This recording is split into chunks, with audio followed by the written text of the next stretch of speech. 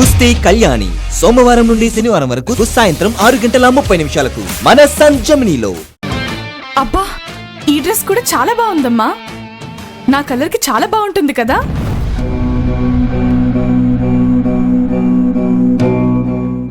ఇదైతే అదిరిపోయింది. డీసెంట్ చుడిదార్ నా దగ్గర లేదమ్మా. ఈ కలర్ నాకు చాలా బాగుంటుందమ్మా.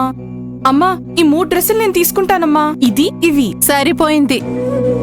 మొదలు లేదురా మొగుడా అంటే పెసరపప్పు వండవే పెళ్ళామా అన్నాడంట నీలాంటోడు. దానికి ఒక జత కొంటానికే డబ్బులేవురా అని నేను బాధపడుతుంటే నువ్వు 3 జతలు అడుగుతున్నావా? సరే అమ్మా, కనీసం ఈ ఒక్క జతైనా తీసుకుంటాను.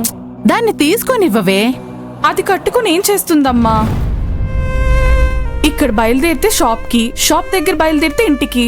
ఈ మాత్రం దానికి కొత్త బట్టలు ఇప్పుడు కొనకపోతే ఏంటంట?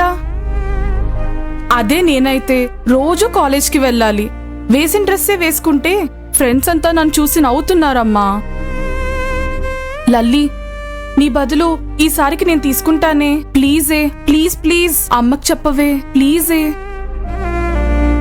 ఏదైనా ఒక జత తీసుకోవే. ప్లీజ్ అమ్మా, ఈ 3 జతలు తీసుకుంటానమ్మా. ప్లీజ్ అమ్మా. 3 జతలైతే ఇన్స్టాల్మెంట్ చాలా ఎక్కువ కట్టాలి. పర్వాలేదు, మా అక్కుంది కదా.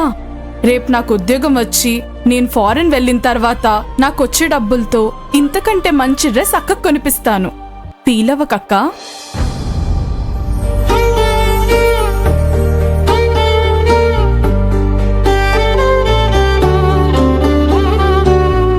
అమ్మా, 3 జతలు. ఏం చేస్తాం? పిల్లల్ని కనగలం కాని వాళ్ళ బుద్ధుల్ని కనగలమా? దీన్ని ఒక్క జత తీసుకోవే అంటే 100 సార్లు ఆలోచించింది. అది 3 జతలు తీసుకోవటానికి 3 నిమిషాలు కూడా ఆలోచించలేదు. ఏదేవైనా అంటే ఫారెన్ వెళ్లి సంపాదించి మా కష్టాలన్నీ తీర్చేస్తానంటుంది. ఇదెప్పుడు వెళ్ళాలి, ఎప్పుడు మా కష్టాలు తీర్చాలి?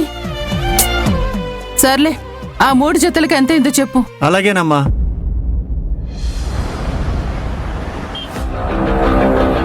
అమ్మా, ప్రసాద్ అంతా పనిచేశాడన్నమాట. ఇంతకీ ఆ మేనేజర్ ఏమన్నాడే? ఏమంటాడు?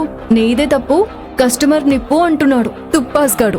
ఇంకొకసారి ఇలానే అయ్యిందంటే నేను ఉద్యోగంలో నుంచి తీసేస్తాను. ఈసారికైతే నీ శాలరీలో నుంచి పిజ్జా అమౌంట్ కట్ చేస్తున్నా అన్నాడు. ఫ్రీగా తినేది వాళ్ళు, లాస్ ఏమో నీకా. ఇదంతా వాడు కావాలని చేస్తున్నట్టు అనిపిస్తుంది.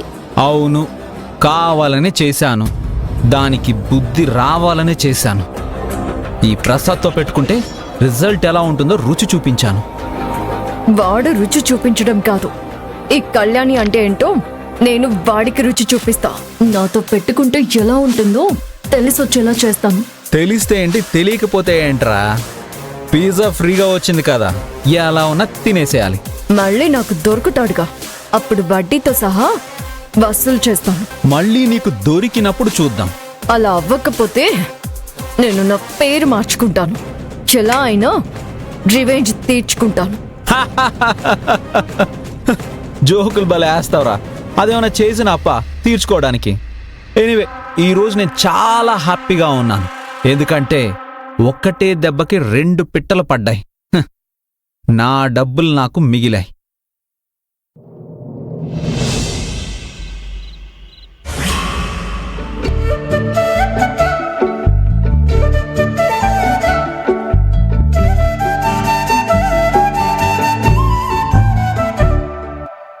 వచ్చావా? నీకోసమే చూస్తున్నాను. వెళ్ళి కాళ్ళు చేతులు కడుక్కున్రా, నీకూడా వడ్డించేస్తాను. ఈ రోజు నాకు ఆకలిగా లేదమ్మా. ఏమైందే? మీ షాప్లో ఏదైనా జరిగిందా? మొహం అలా ఉందేంటి? అలాంటిదేం లేదమ్మా. నీ మొహం చూస్తుంటే ఏదో జరిగినట్టే ఉంది. చెప్పేమైందో?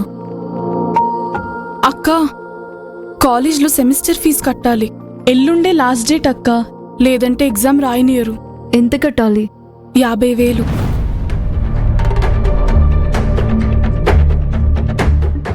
50,000? ఈ విషయం నాకు ముందే చెప్పాలి కదా పూరి. ఇలా పీకల మీదకొచ్చేదాకా ఎందుకు వెయిట్ చేసావు? ఇప్పటికిప్పుడు 50,000 అంటే ఎక్కడి నుంచి తేవాలి? నీ ఫీజు ఎలా కట్టాలి? ఫీజు కట్టకపోతే నన్ను ఎగ్జామ్ రాయనియరు. నా చదువు ఆగిపోతుంది. అప్పుడు నీకు ఓకేనా? బోడి 50,000 కోసం నా చదువు మానేసుకోవాలా? బోడి 50,000? ఆ 50,000 నేను ఎన్ని రోజులు కష్టపడితే వస్తాయో తెలుసా? ఇప్పుడు 50,000 కోసం నేను ఎంత మందిని బ్రతిమాలాలో తెలుసా? నువ్వేదో ఉపకారం చేసినట్టు ఫీల్ అయిపోకు.